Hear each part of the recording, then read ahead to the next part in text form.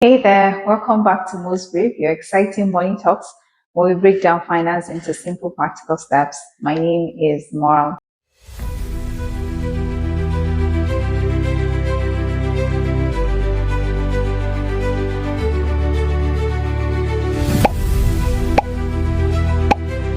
So it's been a minute. I've been under the weather this past few weeks, and it just made me realize that really when your health is affected, every other thing takes a backseat. It's also a reminder that the simple things in life that we take for granted are actually the most important thing. If you woke up this morning and you could lift your hands, you opened your eyes by yourself, you went to the restroom and used it by yourself and came out, you should be grateful to God. Let's show gratitude. And also, before we go into any money talks today or any smart investment move, also take the time to consider your health, because health is truly wealth. You can have all the money in this world, you can have every other thing, but if your health is affected, you will not enjoy it. So let's be serious with our health. Let's do those regular checks. Let's exercise and eat healthy, because as we're making plans and as we're taking smart investment moves, we also want to be there healthy to enjoy the fruits of our labor by the grace of God. So while I was still recovering, I got some feedback in my mail and other social media platforms asking me more. I want to invest in real estate, but I don't know how to do it. So it just dawned on me that we should look at very critical questions that you should ask before you invest in real estate. Yes, real estate is one of the biggest and in fact one of the oldest ways that people have built wealth, because of its level of appreciation and so many other advantages. But it is also risky if you do not know what to do or if you don't know what the right questions to ask before diving into it. So this episode is about those questions that you need to ask, those verifications that you need to make before you dive into real estate. Very quickly, let's look at 7 key questions that you need to ask before investing in real estate. Number 1 is, what is the title document? Is it CFO, RFO, RFO is certified, or is it TAMAC if you're in Abuja? So the difference is CFO is Certificate of Occupancy. It is the highest grade of document, especially when it's issued by FCDA. FCDA is the official body responsible for urban planning, infrastructure, and allocation of land within the FCT. Okay, so that is why documents given by FCDA are considered the highest grade, especially within Abuja City. If you're in other location, look for the body that is in charge officially by the government of allocation, so that you don't get given any paper that is not genuine. So if you're in Abuja, I know there's been this back and forth between AMAC and FCDA. AMAC, it's not that AMAC paper is not genuine. Now, AMAC is in charge of other satellite towns, right, around Abuja. But you do yourself a favor that when you're looking at those title documents, okay, I started with CFO, right, Certificate of Occupancy. Now that is the highest. There's also RFO, Right of Occupancy. Now, if the document is RFO, it doesn't mean that it's not genuine. In fact, most of the lands, especially all those estate lands, are RFOs. But is the plan, you should be aware that if the document you're getting or the estate you're buying into has RFO, you should make plans for fees in future, because there's going to be processing fee to CFO. And there's also FCDA recertified. That's for those papers that were given by AMAC. Now, it's not like those papers were not genuine, like I said, but it is good for those papers, especially if they're around Abuja, to be recertified by FCDA. Remember, I said the FCDA is the official body in charge of allocation within Abuja. So because there have been instances of properties or lands that have been issued by AMAC and then FCDA came and brought those down. So let's be at least recertified by FCDA. And the reason is because it is verifiable. Title document, whether it's RFO or CFO, you can conduct legal search on it. And it's easy. Go to Aegis, those are the people in charge, and verify your document. Save yourself any trouble in future.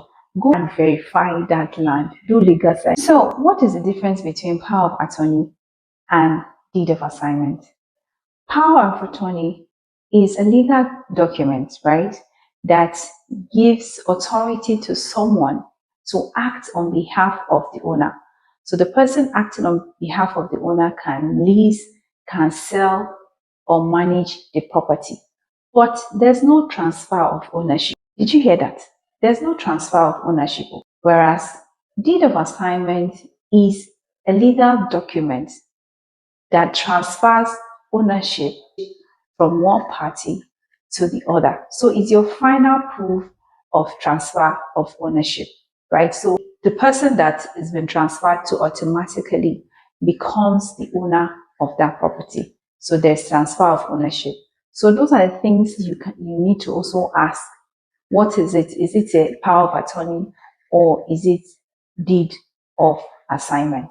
Also, there's another very important document, especially for people buying properties or land around Abuja, building plan approval. I have heard people complain that, they buy properties, especially estate land, and years after, they can't move to site.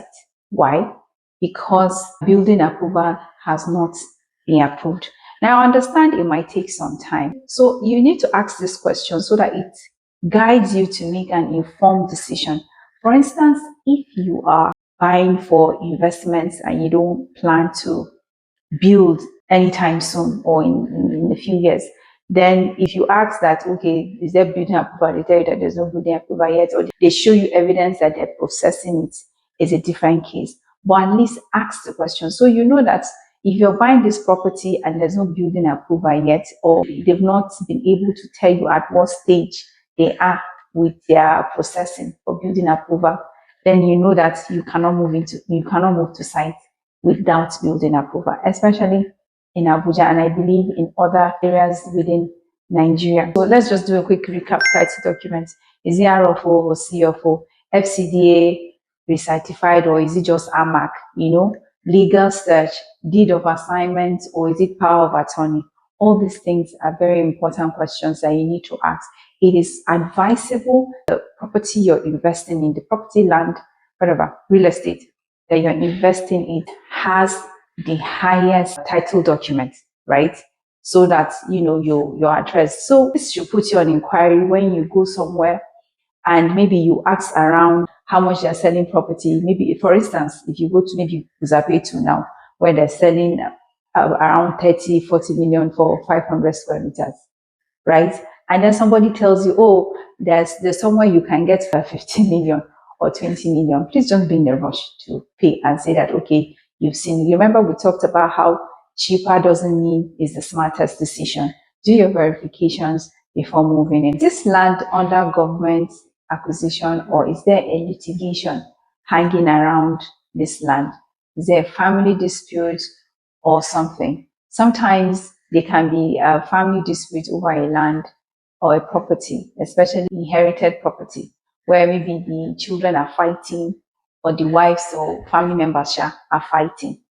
And the person that has the documents now decides to go and sell off that land.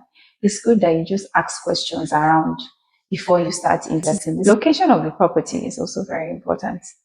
There are areas that move faster than others.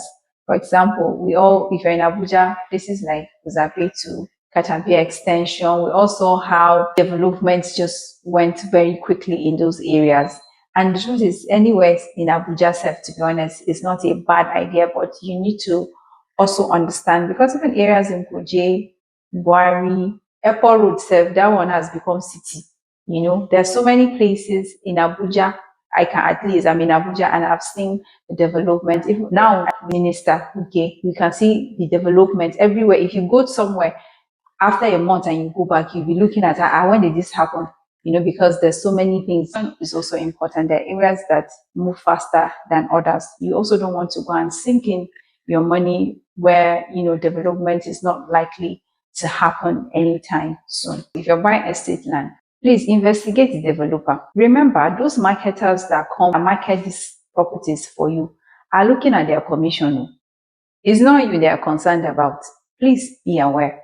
Because somebody has sweet mouth, don't go and buy. Look at what those developers have done before. Go back, do your research.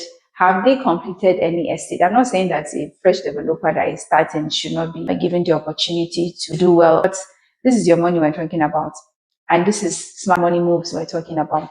And people have gotten their fingers burnt because the wrong developer approached them and they invested. They'll tell you, oh, this estate in 1 year, 18 months would have gotten to whatever stage.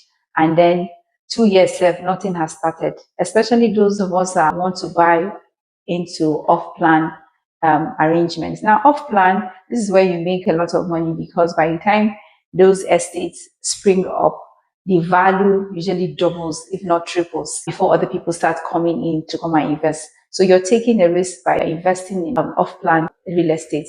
Or however, please investigate the developer. Don't just hear all their sweet talks and do your own investigation. Yeah, even if the title documents are correct and you've verified and you've done all those things, what have they done before? Have they built something like that before? What is their track record? How have they treated their previous investors? Those are the questions you also need to ask regarding the developer. So what are the infrastructure that have been put in place in that area you want to invest in? So let me give an example for Guzapetu. I know that a lot of people, I think like 2 years ago or so, there was this rush, people buying Guzapetu, road construction, oh, Gilmore is doing this and that. And up till now, I don't think people have moved to site because the road construction has not finished. And because of that, people have not been able to go in and build as they would have loved to. And there are some areas like that. So you also need to look at the infrastructure that have been put in place. The infrastructure also would influence the value of that property. So you realize that when there's infrastructure in place, the value sort of, appreciates quicker, And sometimes it's also good as long as you've done your verification, even if infrastructure hasn't gotten there, you can buy it, return on investment potential. These things would help you. So you would look at, oh, are there amenities around that place? Are there schools around? Are there hospitals around? Does it look like somewhere that, would develop at the time that you expect, or at least with an allowance that you're able to accommodate? It will also be wise of you to get a property lawyer. I know people don't usually want to spend, but it's better for you to get a property lawyer that would assess all these things, especially someone who has experience in property law and understands, because different jurisdictions have different laws concerning property. So have you ever tried to buy a property, or have you ever bought a property and realized the documentation was not okay, or you found out things that you didn't know at the initial stage of buying the property? Please drop in the comment section. And if you think there's anything that I didn't include, or I should have included, or I said I didn't understand or want more explanation, please, I'll be waiting in the comment section for you. If you found this video helpful, or you learned something new, or you were reminded of something, please like, share, subscribe if you haven't done so, and share this with someone you know would benefit. And don't forget, my new ebook drops this weekend, 7 Steps to Transform Your Financial Life. This is for those of us that want to have an idea on how to start investing, or just how to transform and put our financial life in order. Then please grab a copy and share with others. So the link for the ebook will be down below, so you can click on it. You can pre-order and get it for a discount, or wait till after the launch and pay the full price. Until next time, you take care and remain financially fabulous. Bye-bye.